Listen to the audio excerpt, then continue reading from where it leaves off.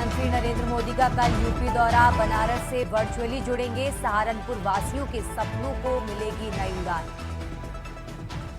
CM योगी की आज उपचुनाव को लेकर बैठक, 10 सीटों के 30 प्रभारी मंत्रियों को बुलाया। उत्तर प्रदेश में 9 सीटों पर होगा उपचुनाव। 21 अक्टूबर को पुलिस स्मृति दिवस, शहीद पुलिसकर्मियों को श्रद्धांजलि करेंगे अर्पित। सिपाही रोहित और सचिन राठी के परिजनों को करेंगे सम्मानित। उपचुनाव में महिला प्रत्याशी उतार सकती है कांग्रेस, इंडिया गठबंधन के तहत कांग्रेस को मिली 2 सीटें। बीजेपी दलितों को साधने की रणनीति पर कर रही काम, लोकसभा चुनाव में बीजेपी को नहीं मिले दलित वोट। यूपी सरकार ने शुरू की 2025-26 के बजट की तैयारी, अपर मुख्य सचिव वित्त ने 30 नवंबर तक मांगे दस्तावेज। आप देख रहे हैं के न्यूज, खबरा सारथी।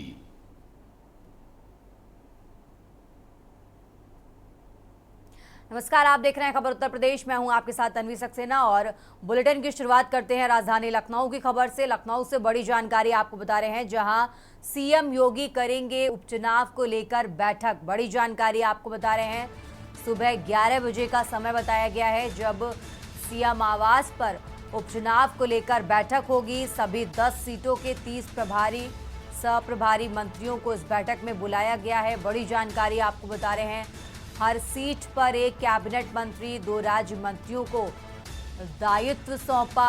उत्तर प्रदेश में आपको बता दें, अभी फिलहाल 9 सीटों पर चुनाव की तारीखों का ऐलान हुआ है।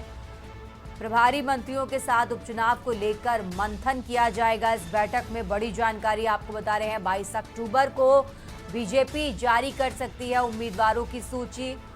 25 अक्टूबर उपचुनाव नामांकन की आखिरी तारीख है। बड़ी जानकारी आपको बता रहे हैं, जहां सीएम योगी करेंगे उपचुनाव को लेकर बैठक और सुबह 11 बजे का समय बताया गया है जब सीएम आवास पर उपचुनाव को लेकर ये बैठक होगी। आपको बता दें, सभी 10 सीटों के 30 प्रभारी सप्रभारी मंत्रियों को इस बैठक में बुलाया गया है। हर सीट पर एक कैबिनेट मंत्री, 2 राज्य मंत्रियों को दायित्व सौंपा गया। बड़ी जानकारी आपको लखनऊ से बता रहे हैं।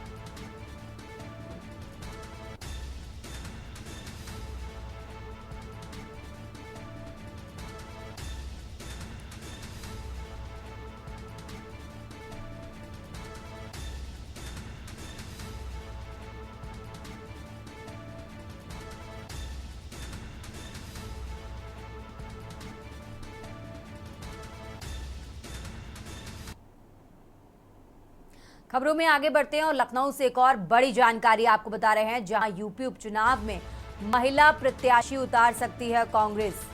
आपको बता दें, इंडिया गठबंधन में सपा से कांग्रेस को 2 सीटें मिली हैं, जिसमें खैर और गाजियाबाद सीट कांग्रेस के पास गई है और इन दोनों सीटों पर कांग्रेस उतारेगी अपने प्रत्याशी। आपको बता दें, खैर से चारू कैन को मिल सकता है मौका और गाजियाबाद से डाली शर्मा को। ये 2 नाम आपको बता रहे हैं जहां इनको प्रत्याशी बनाया जा सकता है। अलीगढ़ की खैर सीट और गाजियाबाद सीट ये कांग्रेस को मिली है।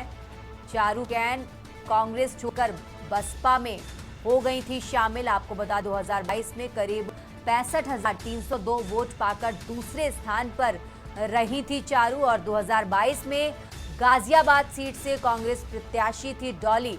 और ये बड़ी जानकारी यूपी उपचुनाव को लेकर आपको बताएं, जहां 2 सीटें कांग्रेस के पास चली गई हैं। आपको बता दें, 9 सीटों पर चुनावी तारीखों का ऐलान। और इस खबर पर ज्यादा जानकारी के लिए हमारे साथ संदीप मिश्रा जुड़े हुए हैं। संदीप जी, जिस तरीके से अब ये 2 नाम कांग्रेस के पास 2 सीटें गई हैं और उसमें 2 नाम चर्चा में बने हुए हैं, क्या लग रहा है इन 2 नामों पर मुहर लग सकती है? क्या जानकारी आप?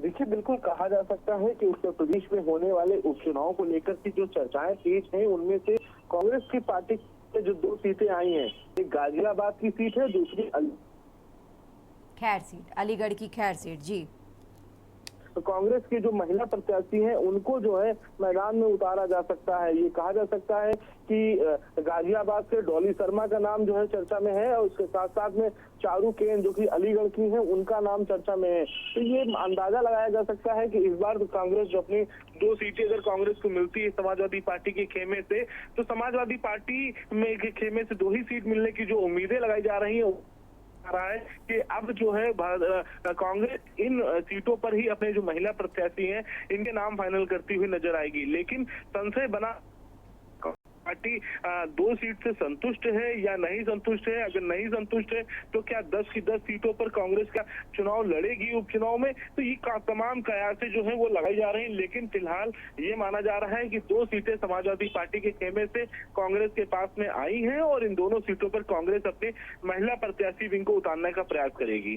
जी ठीक है संदीप जी, बहुत बहुत शुक्रिया आपका। आप हमारे साथ बने रहिए, हम आगे भी आपसे अपडेट लेते रहेंगे। और खबर आपको बता रहे थे जहां यूपी उपचुनाव से जुड़ी अहम जानकारी आपको बता रहे हैं, जहां खैर और गाजियाबाद सीट कांग्रेस के खेमे में जाती हुई नजर आ रही है। कांग्रेस इन 2 सीटों पर अपने प्रत्याशी उतार सकती है। बड़ी जानकारी आपको बता रहे हैं, जहां गाजियाबाद से डॉली शर्मा का नाम चर्चा में आगे चल रहा है कि इनको प्रत्याशी के तौर पर कांग्रेस पार्टी उतारेगी।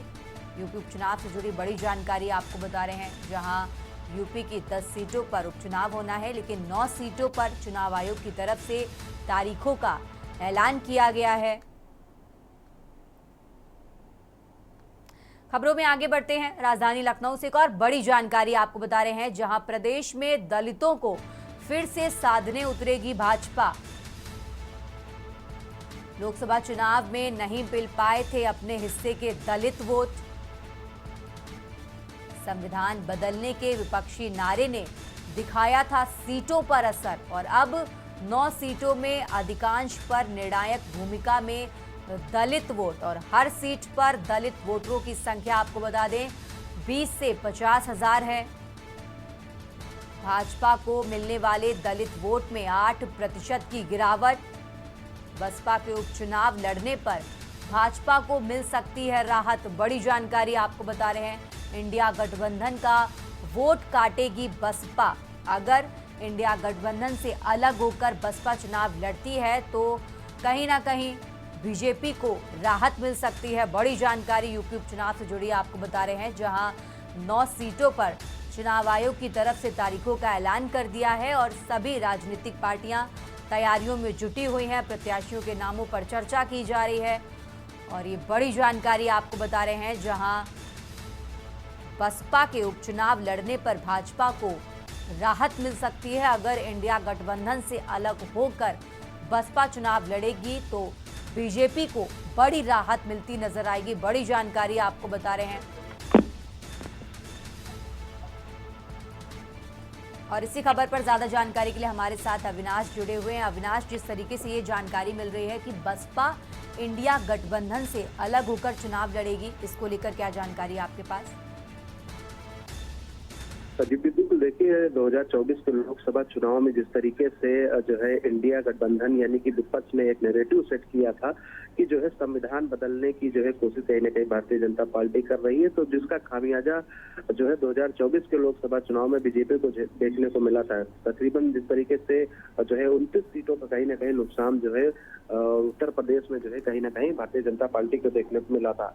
अब जिस तरीके से उत्तर प्रदेश में 10 सीटों पर उपचुनाव होने हैं, ऐसे में जो है 9 सीटें ऐसी हैं जिसमें अधिकांश जो है दलित वोटर जो है कहीं न कहीं जो है भारी संख्या में जो है प्रभावित करते हैं। हर सीट पर अगर जो है वोटरों की अगर बात करें तो तकरीबन जो है 30 से जो है 50 हजार के आसपास जो तमाम जो दलित वोटर हैं वो कहीं ना कहीं जो है निर्णायक साबित होते हैं चुनाव में। अब ऐसे में बसपा ने जो है अलग चुनाव लड़ने का जो है ऐलान दिया है। उन्होंने 10 सीटों पर जिस तरीके से उपचुनाव है उसमें जो है अपने प्रत्याशी जो है उन्होंने कह सकते हैं कि उन्होंने जारी की है। तो अगर बहुजन समाज बसपा अगर जिस तरीके से अगर अकेले चुनाव लड़ती है तो कहीं ना कहीं उसका फायदा भारतीय जनता पार्टी को मिलेगा। ऐसे में भारतीय जनता पार्टी की कोशिश है कि तमाम उन ऐसे जो है सीटों पर जो है कहीं ना कहीं दलित उम्मीदवारों को जो है कहीं ना कहीं उतारने की कोशिश जो है बीजेपी की तरफ से कहीं ना कहीं की जा रही है। अब देखना यह होगा कि जो है 9 सीटों पर अधिकांश जो है जो दलित वोटर कहीं निर्णायक साबित होते हैं, ऐसे में किस नाम टिकट देकर कहीं ना कहीं उनको साधने की कोशिश बीजेपी की तरफ से जारी है।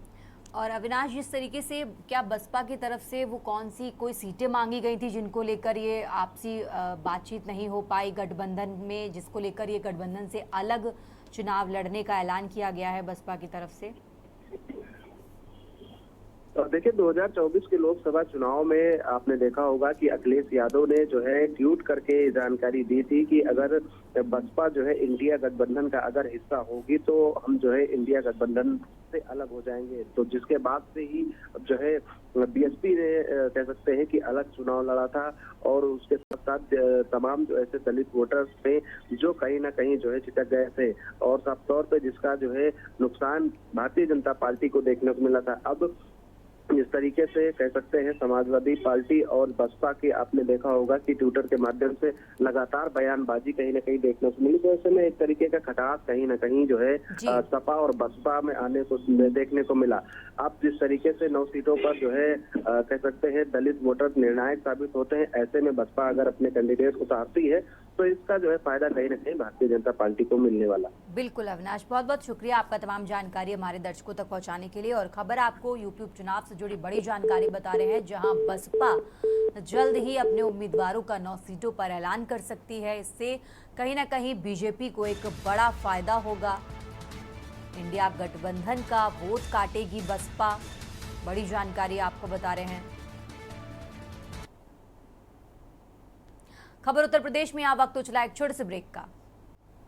ब्रेक से वापस आ चुके हैं, रुक करते हैं खबरों का। और खबर आपको बदायूं से बता रहे हैं, बदायूं से अहम जानकारी आपको बता रहे हैं, जहां बच्ची का सिर कुचला और गला काट कर की निर्मम हत्या।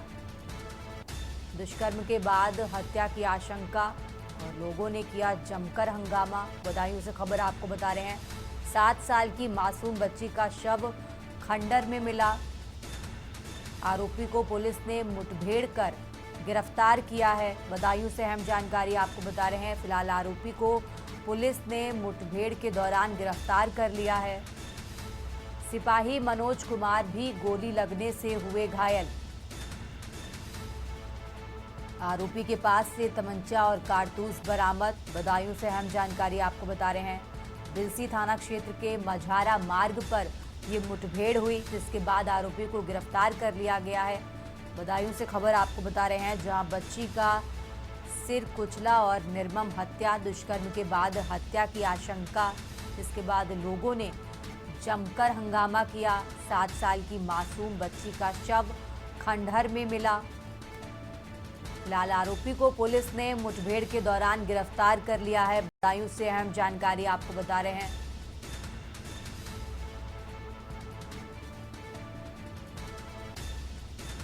आपको बता दें, मुठभेड़ के दौरान सिपाही मनोज कुमार भी गोली लगने से हुए घायल और आरोपी के पास से तमंचा और कारतूस बरामद।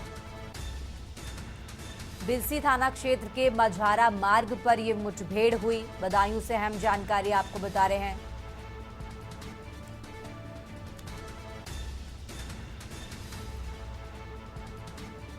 दुष्कर्म के बाद हत्या की आशंका, 7 साल की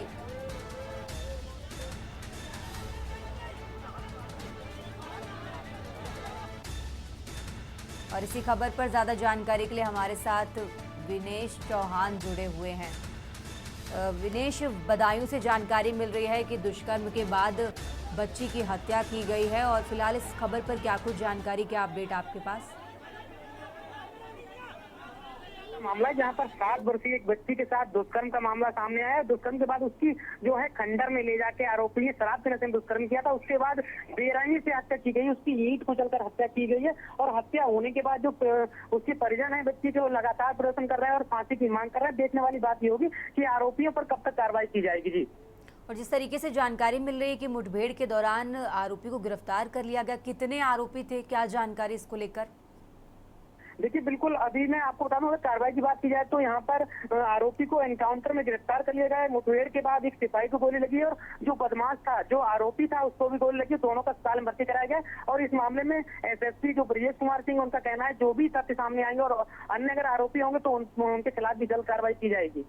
ठीक है रितेश, बहुत बहुत शुक्रिया आपका तमाम जानकारी हमारे दर्शकों तक पहुंचाने के लिए। और खबर आपको बदायूं से बता रहे हैं, जहां 7 साल की मासूम के दुष्कर्म के बाद हत्या की खबर आपको बता रहे हैं। फिलहाल मुठभेड़ के दौरान पुलिस ने आरोपी को गिरफ्तार कर लिया है।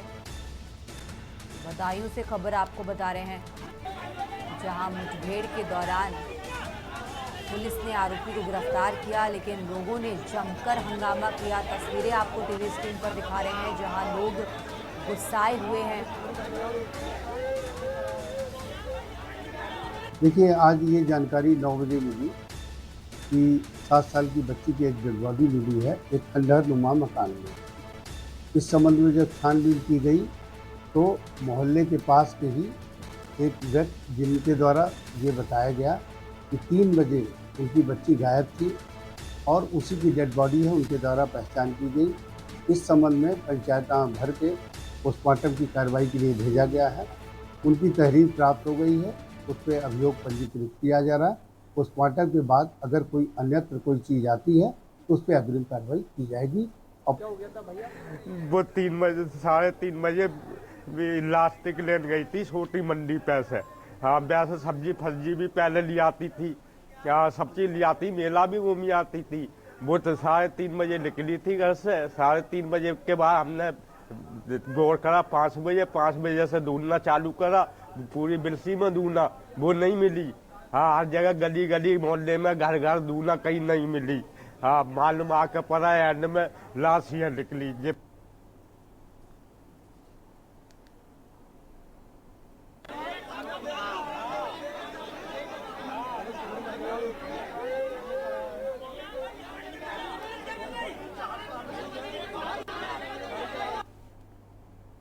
और अब खबर आपको अमरोहा से बता रहे हैं, जहां अवैध प्लाटिंग पर प्रशासन का चला बुलडोजर। सैकड़ों बीघा जमीन पर अवैध प्लॉटिंग, बड़ी जानकारी आपको बता रहे हैं। प्रशासन की कार्रवाई से मचा हड़कंप।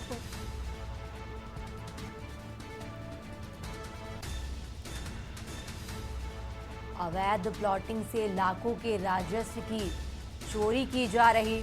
मौके पर रही नायाब तहसीलदार पुलिस की टीम। आपको बता दें, अवैध प्लॉटिंग पर आगे भी जारी रहेगा अभियान। सदर तहसील क्षेत्र का पूरा मामला।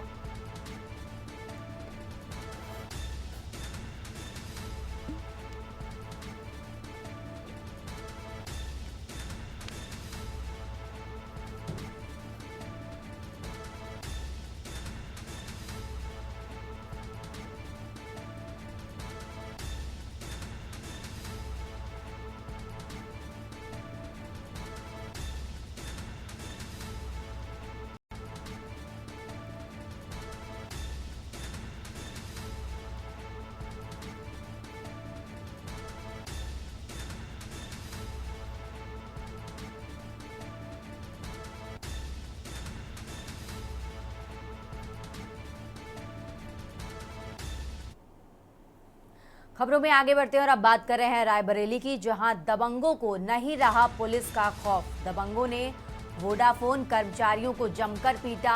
लाठी डंडों से 3 कर्मचारियों की जमकर पिटाई की और मारपीट का वीडियो सोशल मीडिया पर वायरल।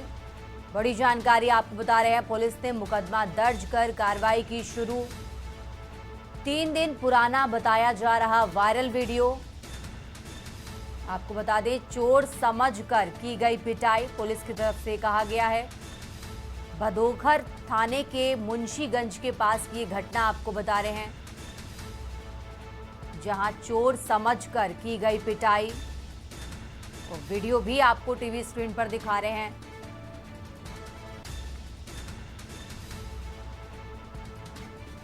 रायबरेली से अहम जानकारी, जहां दबंगों को नहीं रहा पुलिस का खौफ।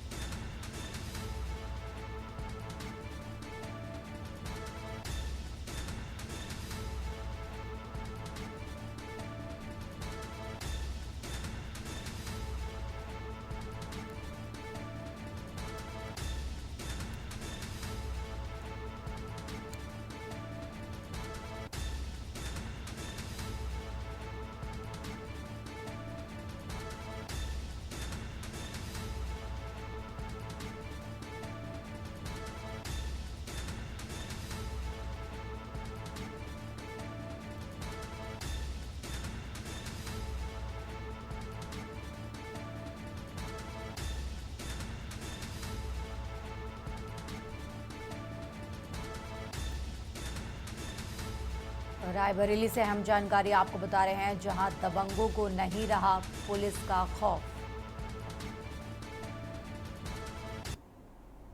और अब बात कर रहे हैं अमरोहा की, जहां बेखौफ दबंगों के हौसले हुए बुलंद। ओवर रेट को लेकर ग्राहक और सेल्समैन में मारपीट। बड़ी जानकारी आपको बता रहे हैं।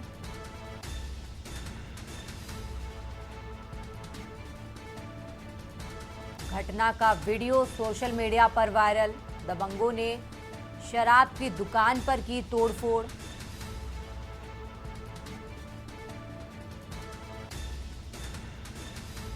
बजरायू के धनौरा रोड शराब की दुकान का ये मामला आपको बता रहे हैं और इस घटना का वीडियो सोशल मीडिया पर वायरल।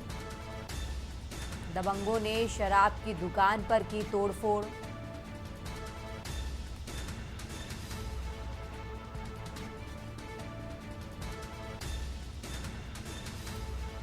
अमरोहा से अहम जानकारी, जहां बेखौफ दबंगों के हौसले हुए बुलंद।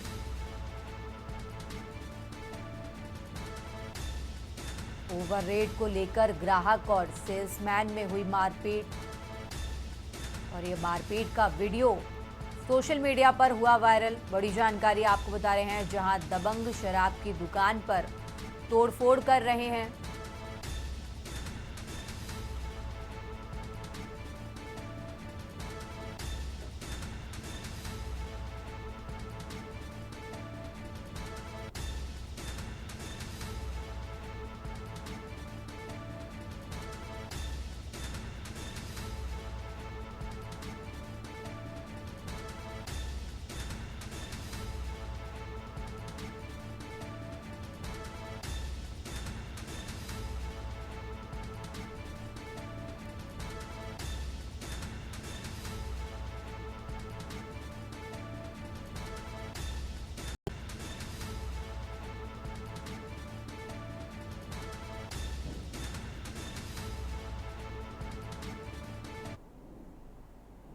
खबरों में आगे बढ़ते हैं और अब बात कर रहे हैं आगरा की, जहां सिर कुचलकर की गई हत्या से इलाके में फैली सनसनी। थाने से महज कुछ दूरी पर यह घटना हुई। नर्सरी के अंदर मिला शव और शव की नहीं हो सकी शिनाख्त। बड़ी जानकारी आपको आगरा से बता रहे हैं। मौके पर पहुंचे एसीपी छत्ता फील्ड यूनिट एतमा उदौला के शिव शक्ति नर्सरी की घटना आपको बता रहे हैं, जहां नर्सरी के अंदर मिला शव और शव की शिनाख्त नहीं हुई है।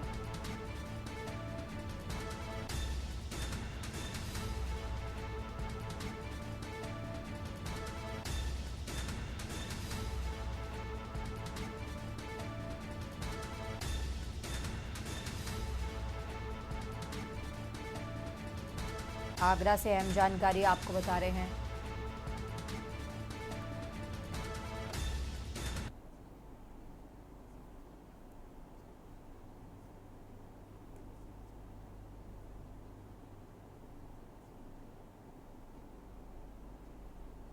खबर उत्तर प्रदेश में फिलहाल इतना ही। आप देखते रहिए के न्यूज़ इंडिया।